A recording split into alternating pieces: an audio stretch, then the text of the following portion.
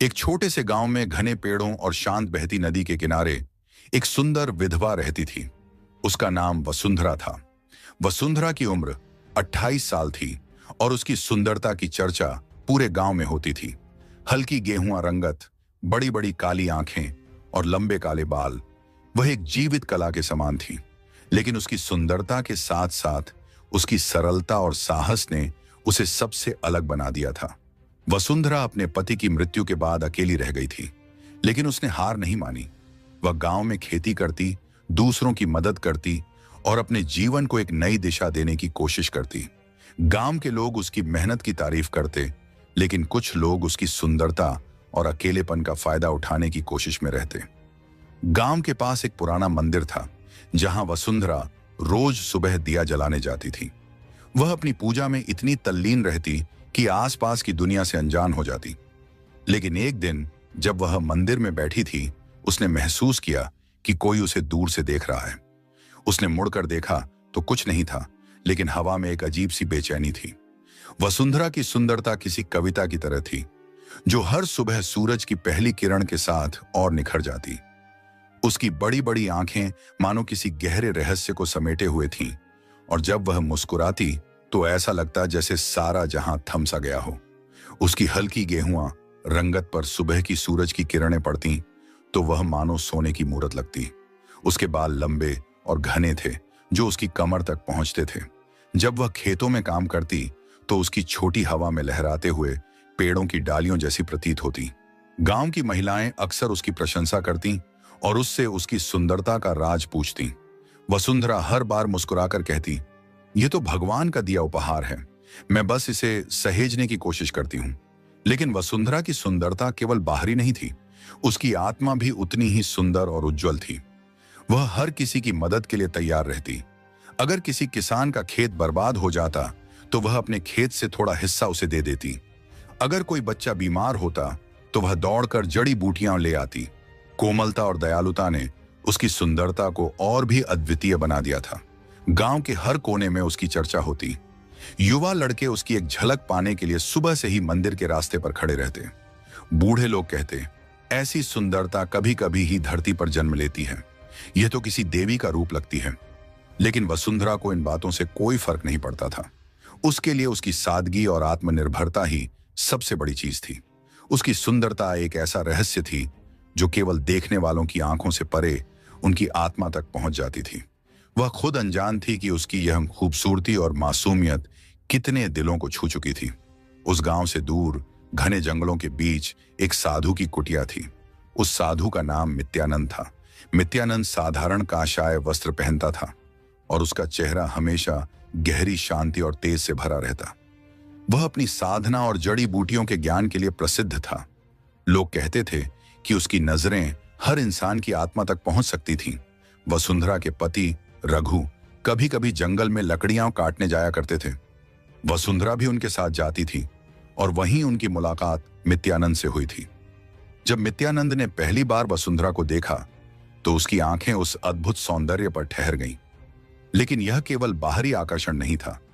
उसकी सादगी, मासूमियत और उसकी आंखों में बसे दया के भावों ने मित्यानंद के मन में एक गहरा प्रभाव छोड़ा। हर बार जब वसुंधरा और रघु जंगल में आते, मित्यानंद उनसे मिलते।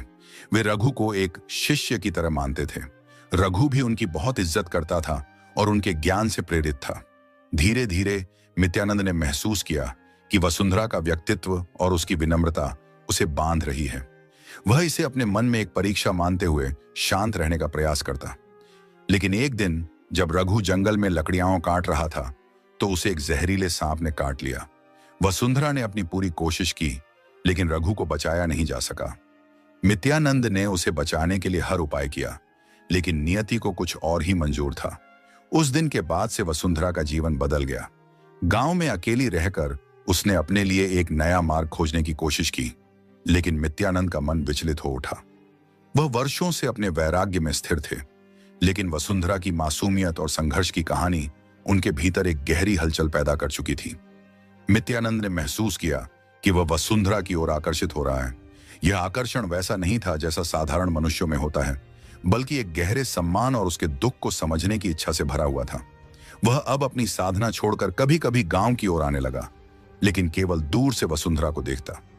नित्यानंद ने अपने भीतर की हलचल को अब और अनदेखा करना असंभव पाया। वर्षों तक जंगल की शांति में साधना करने वाला वह साधु अब एक अजीब बेचैनी से भरा हुआ था। उसने निर्णय लिया कि वह वसुंधरा से बात करेगा, लेकिन उसका यह कदम किसी साधारण इंसान की तरह नहीं था। यह एक गुरु और रक्षक के रूप में था, जो अपने शिष्य की सहायता करना चाहता था। एक शाम जब सूरज ढल रहा था और गांव के लोग अपने अपने कामों में व्यस्त थे, नित्यानंद गांव पहुंचा। उसकी उपस्थिति ने पूरे गांव को चौंका दिया। लोग उसके चेहरे पर तेज और आंखों में गहराई देखकर मंत्रमुग्ध हो गए। वह सीधा वसुंधरा के घर की ओर बढ़ा। वसुंधरा, जो अपने आंगन में दीपक जला रही थी, अचानक उस परिचित चेहरे को देखकर ठिठक गई। साधु महाराज, उसने धीमी आवाज में कहा। वसुंधरा, नित्यानंद की आवाज शांत थी, लेकिन उसमें एक अदृश्य शक्ति थी। तुम्हारे पति मेरे शिष्य थे। मैं उनकी याद और तुम्हारे प्रति अपने कर्तव्य को निभाने आया हूं। वसुंधरा ने झुककर उनका अभिवादन किया और उन्हें भीतर आने का निवेदन किया। गांव के लोग भी नित्यानंद के आगमन पर कयास लगाने लगे। कुछ ने इसे आशीर्वाद माना तो कुछ ने इसे रहस्यमयी। गांव में रहस्यमयी घटनाएं शुरू होती हैं। नित्यानंद ने गांव में कुछ दिन रुकने का निश्चय किया।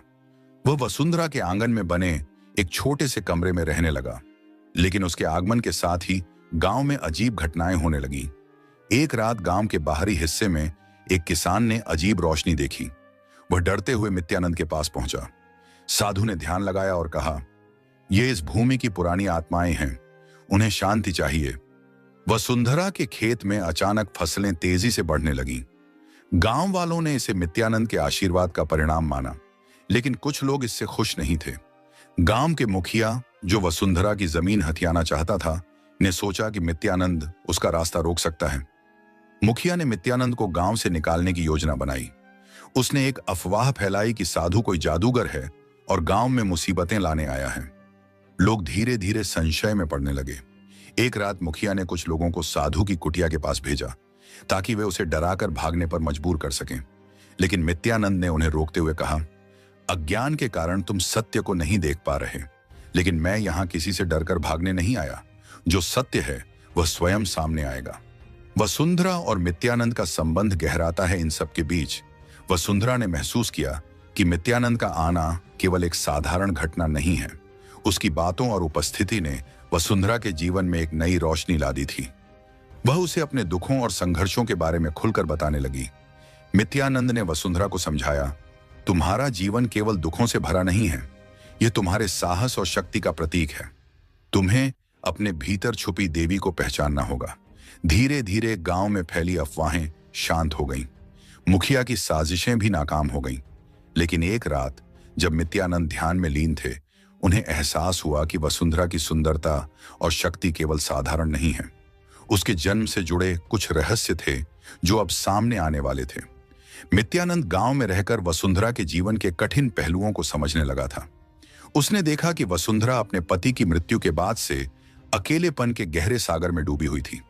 हालांकि वह बाहर से मजबूत और आत्मनिर्भर दिखती थी, लेकिन उसकी आंखों में एक अजीब खालीपन और अधूरी इच्छाओं का संकेत छिपा हुआ था।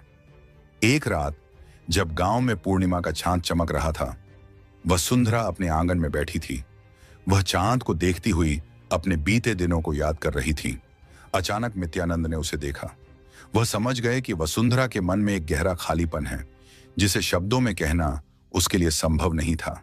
नित्यानंद ने धीरे से वसुंधरा के पास जाकर कहा, वसुंधरा, मनुष्य का जीवन केवल त्याग और कर्तव्य का नाम नहीं है। तुम्हारे भीतर जो इच्छाएं हैं वे भी जीवन का हिस्सा हैं। उन्हें अनदेखा करना तुम्हारी आत्मा को और अधिक कष्ट देगा। वसुंधरा ने उसे देखा। उसकी आंखों में आंसू थे। मैंने अपने पति को खो दिया।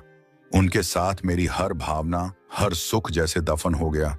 लेकिन अब कभी कभी मुझे लगता है मैं सिर्फ अकेलेपन से नहीं, बल्कि अपने भीतर की इच्छाओं से भी लड़ रही हूं। नित्यानंद ने उसकी बातों को गहराई से सुना। वह समझ गए कि वसुंधरा केवल भावनात्मक सहारे की नहीं, बल्कि एक साथी के स्पर्श और प्यार की भी इच्छुक है। उस रात नित्यानंद और वसुंधरा के बीच एक अद्भुत समझ और निकटता का जन्म हुआ। वसुंधरा ने पहली बार अपने मन की गहराइयों को किसी के सामने खोला था। नित्यानंद ने उसकी बातों को न केवल सुना, बल्कि महसूस भी किया। धीरे धीरे उनके बीच की सीमाएं टूटने लगीं। नित्यानंद ने महसूस किया कि वह अब केवल एक साधु नहीं रहा। वसुंधरा के प्रति उसका आकर्षण और उसका दर्द बांटने की इच्छा, दोनों ही उसे एक सामान्य इंसान की तरह महसूस करा रहे थे। उस रात वसुंधरा और नित्यानंद ने एक दूसरे को वो सहारा दिया जिसकी उन्हें वर्षों से तलाश थी। वह क्षण केवल शारीरिक सुख का नहीं था, बल्कि दो आत्माओं के बीच के लंबे समय से दबे प्रेम और तड़प का प्रकटीकरण था। उस रात के बाद नित्यानंद और वसुंधरा के जीवन में एक अजीब बदलाव आया। दोनों ने वह अनुभव साझा किया था जिसे शब्दों में बांधना मुश्किल था, लेकिन उनके भीतर यह एहसास भी था कि समाज और उनके स्वयं के आदर्श इस संबंध को स्वीकार नहीं करेंगे। नित्यानंद का वसुंधरा के घर में रहना धीरे धीरे गांव के लोगों की नजरों में खटकने लगा।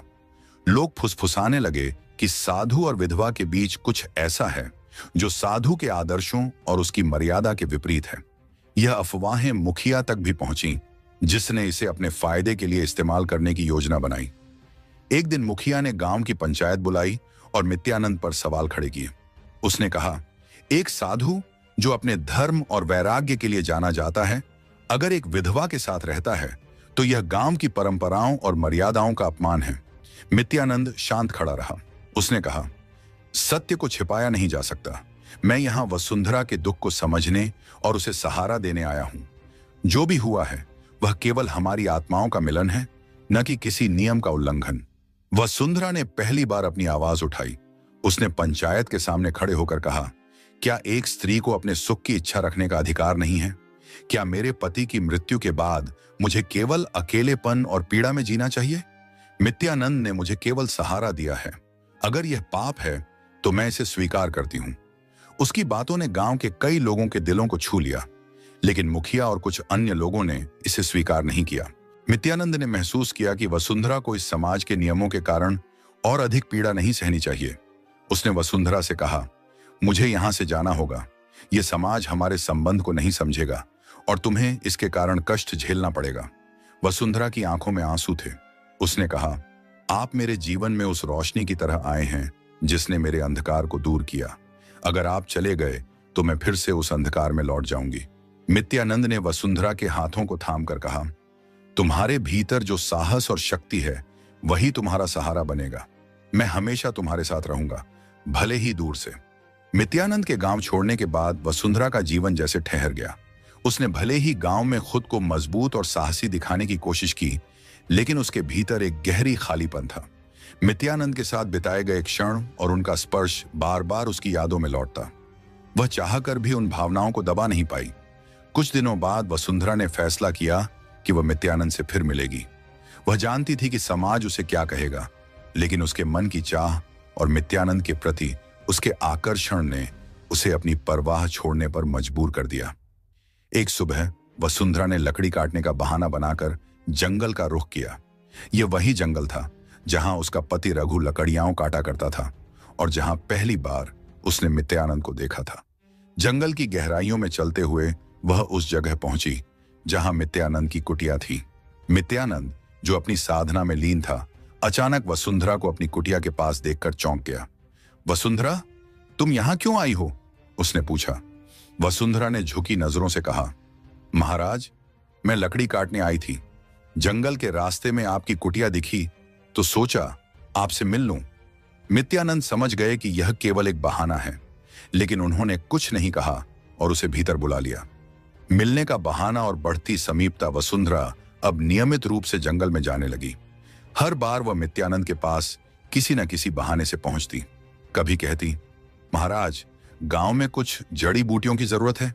कभी कहती, आपकी कुटिया के पास से गुजरते हुए एक सांप देखा तो सोचा आपको सावधान कर दूं। नित्यानंद ने इन बहानों को समझा, लेकिन वह भी वसुंधरा की चाहत और अपनी भावनाओं से खुद को रोक नहीं पा रहा था। एक दिन जब वसुंधरा नित्यानंद की कुटिया के पास पहुंची तो मौसम अचानक बदल गया। तेज बारिश होने लगी। वसुंधरा भीग गई और कुटिया में शरण ली।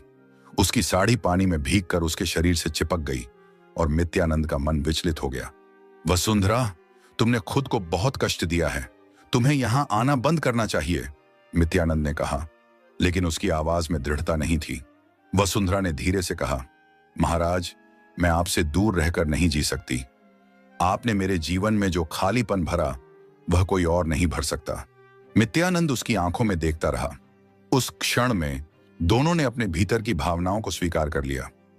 मित्यानंद ने महसूस किया कि उसकी साधना अब वसुंधरा के बिना अधूरी है, और वसुंधरा ने महसूस किया कि वह मित्यानंद के बिना अधूरी है। उस बारिश भरे दिन के बाद वसुंधरा और मित्यानंद के बीच एक अनकहा रिश्ता बन चुका था। वसुंधरा अब नियमित रूप से मित्यानंद से मिलने जंगल जाती थी। वह हर बार कोई ना कोई बहाना लेकर आती, लेकिन उनके मिलने के क्षण अब किसी बहाने की मोहताज नहीं रहे। मित्यानंद, जो वर्षों से अपने वैराग्य में स्थिर था, अब अपने भीतर गहराई से उठती भावनाओं को महसूस कर रहा था। उसकी साधना अब केवल वसुंधरा के इर्द गिर्द घूमती थी, लेकिन इन सब के बीच उसके भीतर का साधु और उसका शिष्यत्व अब भी उसे याद दिलाते थे कि वह अपने आदर्शों से विमुख हो रहा है। वसुंधरा के जंगल में बार बार जाने की चर्चा धीरे धीरे गांव में फैलने लगी। कुछ लोग फुसफुसाने लगे कि विधवा वसुंधरा और साधु मित्यानंद के बीच कुछ चल रहा है। मुखिया, जो पहले ही वसुंधरा से चिढ़ा हुआ था, इन अफवाहों को और बढ़ावा देने लगा। एक दिन मुखिया ने कुछ लोगों को जंगल भेजा ताकि वे वसुंधरा और मित्यानंद को रंगे हाथ पकड़ सकें।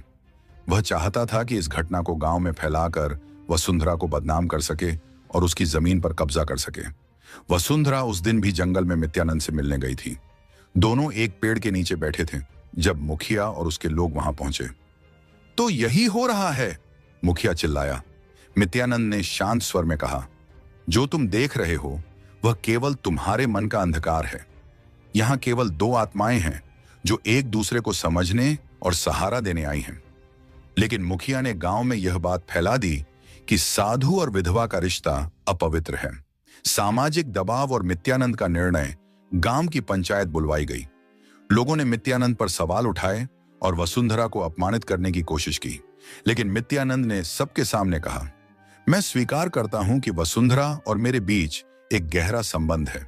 यह संबंध पवित्र है, लेकिन अगर यह समाज इसे स्वीकार नहीं कर सकता तो मैं इसे प्रमाणित करने की आवश्यकता नहीं समझता। पंचायत के फैसले के बाद वसुंधरा और मित्यानंद ने गांव छोड़ने का फैसला किया। वे जंगल की गहराइयों में जाकर रहने लगे। गांव से बाहर जाने के बाद वसुंधरा और मित्यानंद ने जंगल के गहराई में एक नया जीवन शुरू किया। यह जंगल, जहां वसुंधरा पहले लकड़ियां काटने और अपने पति के साथ सुख दुख साझा करती थी, अब उसका और मित्यानंद का घर बन गया। मित्यानंद ने अपने साधु जीवन की सादगी को बनाए रखते हुए वसुंधरा के लिए एक छोटी सी झोपड़ी बनाई। वह दिन रात उसे खुश रखने की कोशिश करता, जबकि वसुंधरा भी उसके लिए हर मुमकिन प्रयास करती।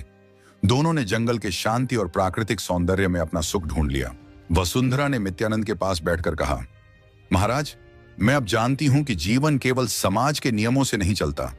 हमारे बीच जो रिश्ता है वह आत्मा का रिश्ता है, इसे कोई छीन नहीं सकता। मित्यानंद ने गहरी नजरों से वसुंधरा को देखा। उसने पहली बार यह महसूस किया कि वसुंधरा का प्यार केवल शारीरिक सुख तक सीमित नहीं है, बल्कि यह उसकी आत्मा को भी छू चुका है। समाज की वापसी और उनका सामना, हालांकि उनका यह शांत जीवन अधिक समय तक नहीं चला। गांव के कुछ लोग, जो मित्यानंद और वसुंधरा के गायब होने से परेशान थे, जंगल में उनकी खोज करने लगे। वे यह जानने की कोशिश कर रहे थे कि क्या वे सच में समाज को छोड़कर एक साथ रह रहे हैं। एक दिन मुखिया और उसके कुछ लोग जंगल में पहुंचे और मित्यानंद और वसुंधरा को साथ देखा। तो यही है तुम्हारा नया जीवन? समाज और धर्म के नियमों को तोड़कर यहां जंगल में रह रहे हो? मुखिया ने व्यंग्य करते हुए कहा। मित्यानंद ने शांत स्वर में कहा, हमने समाज को नहीं छोड़ा, बल्कि समाज ने हमें छोड़ा। लेकिन यह जंगल अब हमारा घर है और यहां हमें किसी के प्रमाण की आवश्यकता नहीं है। वसुंधरा ने भी आगे बढ़कर कहा, आप लोग हमारे जीवन पर अधिकार नहीं जता सकते। मैंने अपने पति को खोया, लेकिन अब मैंने जीवन का नया अर्थ पाया है। अगर यह पाप है तो मैं इसे स्वीकार करती हूं। मुखिया और उसके लोग वहां से चले गए, लेकिन यह स्पष्ट था कि वे आसानी से हार मानने वाले नहीं थे। मित्यानंद और वसुंधरा ने यह महसूस किया कि उनका जीवन अब केवल जंगल की शांति तक सीमित नहीं रहेगा। उन्हें अपनी इच्छाओं, अपने प्रेम और अपने नए जीवन को सुरक्षित रखने के लिए संघर्ष करना होगा। वसुंधरा और मित्यानंद ने जंगल में ही अपना जीवन बिताने का फैसला किया, जहां उन्होंने समाज के बंधनों से मुक्त होकर एक दूसरे के साथ शांति और प्रेम पाया। समाज ने उन्हें भुला दिया, लेकिन उनकी आत्माओं का मिलन समय और सीमाओं से परे अमर हो गया। इस जंगल ने उनके प्रेम की कहानी को अपनी शांति और गहराई में हमेशा के लिए समेट लिया